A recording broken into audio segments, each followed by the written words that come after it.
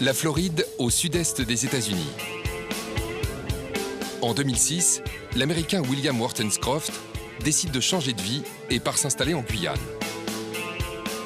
Son déménagement doit s'effectuer par la mer, sur 2 barges tractées par un remorqueur. À son bord, William et les membres de l'équipage. Le 16 juin 2006, le mobilier et les biens de William sont solidement arrimés sur les barges qui quittent la Floride, direction la Guyane. Le début du voyage se déroule sans encombre. Mais à 80 km des côtes, le vent se lève, les vagues se forment. Impossible de faire machine arrière.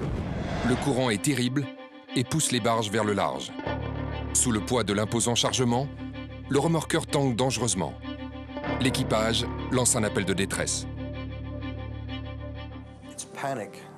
C'était la panique. On savait qu'il fallait faire vite, mais on ne savait pas comment procéder. Il fallait absolument réagir. Pour William, l'instant est grave. Il doit se résigner et abandonner les barges. Son chargement passe par-dessus bord et disparaît dans les profondeurs de l'océan. J'étais vivant, mais j'avais tout perdu. En quelques instants, toute ma vie a été engloutie.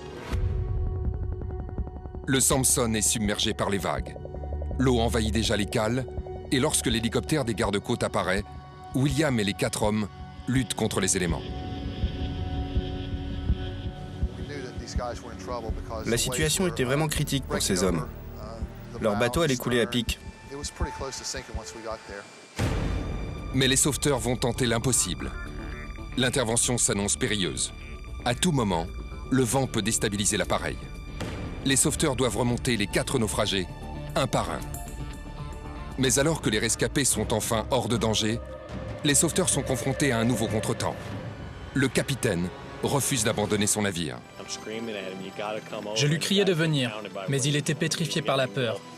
Il a fini par sauter, mais il dérivait en gardant les yeux fermés. Il fallait que je le sorte de là le plus vite possible. En quelques secondes, le remorqueur disparaît dans les profondeurs de l'océan. Le naufragé a du mal à garder la tête hors de l'eau. Chaque minute paraissait une éternité. Je lui parlais pour le rassurer, mais il refusait de s'approcher de la nacelle. Et il ne m'écoutait pas. À bout de force, le capitaine est finalement élitreillé. Et l'émotion est à son comble lorsque le vieil homme retrouve le reste de l'équipage. C'était l'instant le plus intense de toute mon existence, comme si la vie m'offrait une seconde chance. À bord de l'hélicoptère, les rescapés encore sous le choc comprennent que le cauchemar est terminé.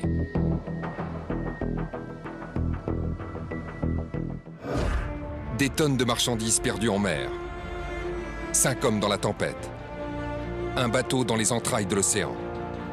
Un scénario catastrophe qui finalement se termine bien et que les protagonistes ne sont pas prêts d'oublier.